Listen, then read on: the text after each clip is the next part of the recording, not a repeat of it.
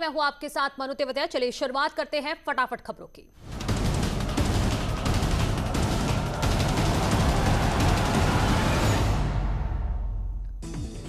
दिल्ली में ऑक्सीजन की कमी पर हाई कोर्ट सख्त। दिल्ली सरकार को लगाई फटकार, कहा ऑक्सीजन सिलेंडर भरने वाले सभी प्लांट अपने कब्जे में लेकर सप्लाई का काम संभाले राज्य सरकार। ऑक्सीजन सिलेंडर भरने वाली 4 कंपनियों को नोटिस। यूपी में लगातार तीसरे दिन कोरोना केसों में गिरावट। पिछले 24 घंटे में 33,000 के करीब मिले कोरोना मरीज। 30,000 से ज्यादा लोग ठीक होकर लौटे घर।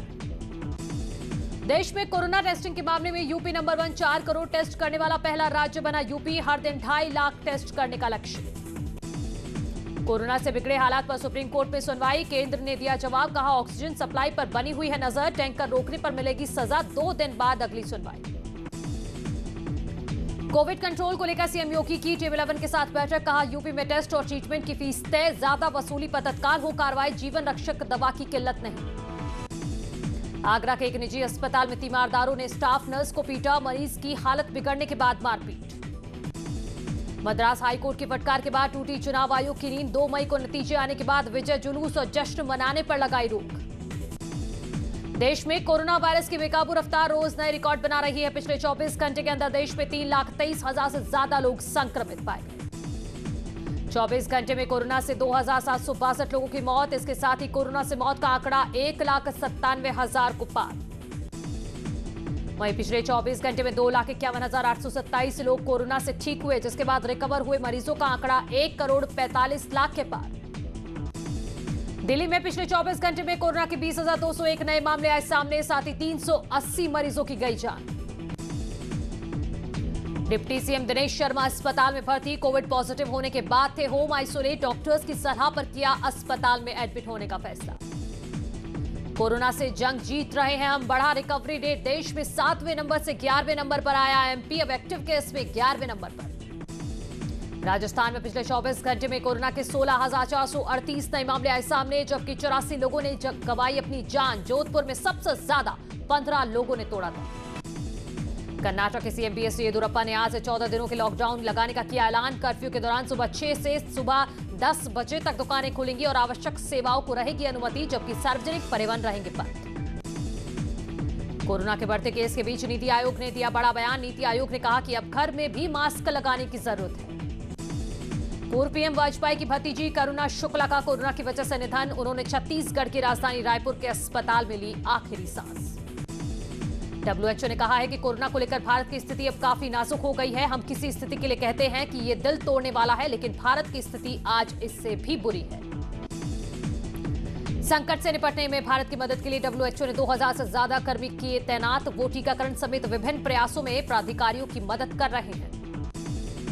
कोरोना के बढ़ते केस के बीच कल से 18 साल के ऊपर के लोगों को वैक्सीन लगवाने के लिए रजिस्ट्रेशन की प्रक्रिया होगी शुरू। 1 मई से 18 से 45 साल की उम्र के लोगों को कोरोना का टीका लगना है। गाजियाबाद के गार्गी अस्पताल में प्रशासन ने तेजी के साथ मुहैया कराई ऑक्सीजन। स्टाफ ने साझा की थी ऑक्सीजन खत्म होने की जानकारी। सोशल मीडिया पर वायरल हुआ था वीडियो। संभल में एक महिला ने जुड़वा बच्चे को दिया जन्म। दरअसल महिला को कोविड अस्पताल में इलाज के लिए कराया गया था भर्ती, जहां महिला ने दिया बच्चों को जन्म। लखनऊ के बेलसाकुंड शमशान की ओर आने वाले रास्ते को प्रशासन ने चौड़ा करने का किया काम। दरअसल जेसीबी की मदद से दीवार को पहले गिराया और फिर रास्ते को चौड़ा किया गया। उत्तराखंड में कोरोना से निपटने के लिए कसरत जारी। देहरादून, हल्द्वानी, टिहरी समेत कई शहरों में 3 मई तक कर्फ्यू। प्रशासन ने लोगों से की सहयोग की अपील। रुड़की शहर और देहात क्षेत्र में लगातार बढ़ रहे कोरोना मरीजों की संख्या को देखते हुए सिविल अस्पताल में 50 बेड का कोविड सेंटर बनाया गया। जरूरत पड़ने पर 20 और बेड बढ़ाए जाएंगे। कोरोना संक्रमण की रोकथाम के लिए कई शहरों में लगा लॉकडाउन। रोडवेज बसों के पहिए भी हुए जाम। आधे से कम हुई रोडवेज की आमदनी। कोटद्वार में बढ़ते कोरोना संक्रमण के बीच वैक्सीन लगाने के लिए भी लोगों की बड़ी जद्दोजहद। बेस अस्पताल में भारी भीड़, लोगों को नहीं लग पा रही वैक्सीन।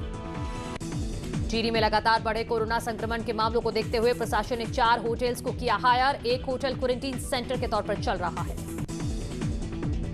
आगरा के अस्पताल और तीमारदार और कर्मचारियों के बीच जमकर मारपीट। अस्पताल में भर्ती मरीज की मौत होने की अफवाह फैल गई थी, जिसको लेकर बवाल हो गया। बरेली के फतेहगंज के सनरेदा गांव में दबंगों ने किसान की फसल में लगाई आग, जिसका विरोध करने पर दबंगों ने लाठी डंडों से पिटाई की। बचने के लिए किसान ने ट्रैक्टर का सहारा लिया। कोटद्वार में बढ़ते कोरोना संक्रमण के बीच वैक्सीन लगाने के लिए भी लोगों की बड़ी जद्दोजहद। बेस अस्पताल में 50 बेड का कोविड सेंटर बनाया गया। जरूरत पड़ने पर 20 और बेड बढ़ाए जाएंगे। कोरोना कन्नौज के रोडवेज बस स्टैंड के पास बस ड्राइवर और होमगार्ड के बीच विवाद। बस ड्राइवर को होमगार्ड ने नियमों की अनदेखी करने को लेकर टोक दिया था।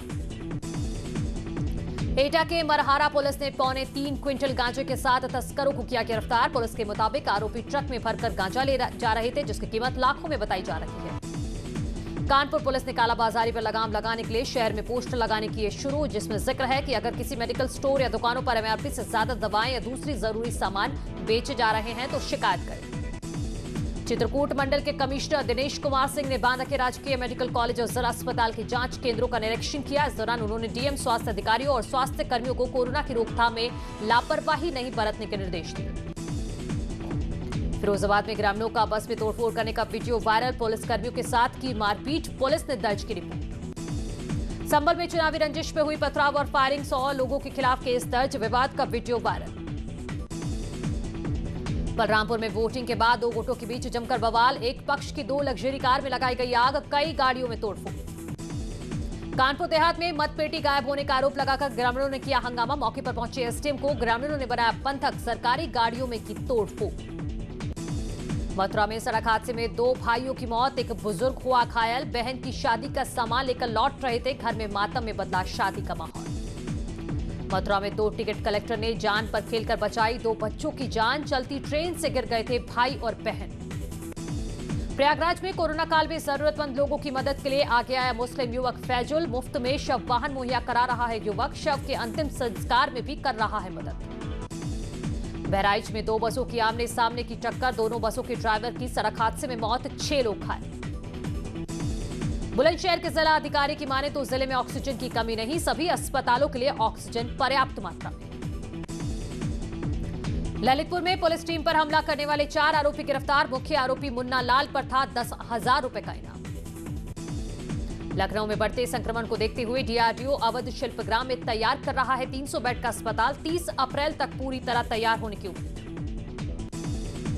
ग्रेटर नोएडा में आग का तांडव, फोम की फैक्ट्री में लगी भीषण आग, इलाके में मची अफरा तफरी।